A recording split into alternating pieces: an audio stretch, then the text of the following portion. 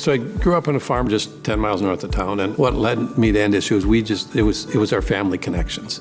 Our dad enrolled in NDSU right after he got out of the service, got his bachelor's degree, got his master's degree, started working at NDSU, got his PhD, and never left. I didn't look anywhere else. It was going to be NDSU. I got to the end of my degree, and I kind of realized, it might be wise to have a more broad educational experience than strictly agricultural economics. So I spent one extra year to complete a major in accounting. I knew I wanted to stay in the area.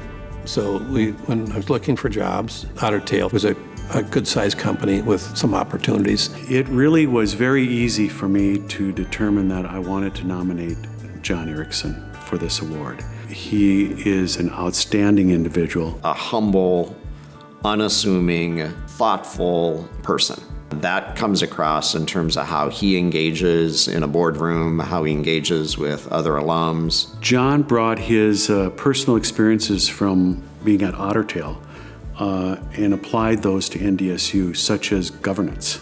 I was on the Alumni Association Board of Directors and had been on there several years and ended up being chair of the Alumni Association at a time when we were looking at changing the governance structure of the two organizations. At the time, Steve Swantek was the chair of the foundation trustees, and I was the chair of the Alumni Association directors, and brought them together into one organization and created a governance structure that was really designed to engage trustees. John took his fiduciary responsibility to heart, and what that did is it enhanced and instilled in the alums that, when you're donating to NDSU, that things would be done right.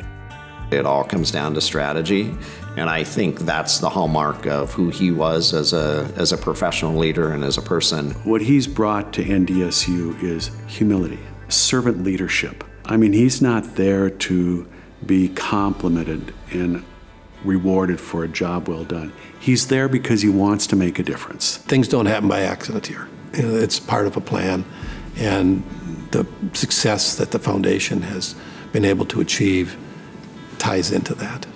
The body of work that John has done and continues to do line up exactly with why at this moment in time he deserves to be recognized. John is probably one of the last individuals that would want to receive this award, or any award, because he doesn't expect that. I could name so many people that would deserve this kind of recognition as much or more than me. And Jenny Hopkins, we've had Steve Swantek, we've had Stacy Ackerman, we've had Mike Kruger, Neil Fishers and Jim Hambricks and Connie Nicholas, Dave Clouston.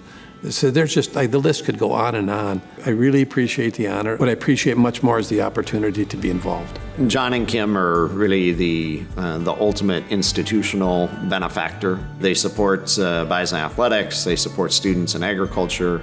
They financially supported this organization. They help sponsor events that we're doing around the country. It's holistic. It isn't just one element, and that's really why we're honoring John. We have so many volunteers that want to make a difference, and he's the type that did that, and we need to tell him that. Thank you, John, for everything that you've done, because it's well deserving.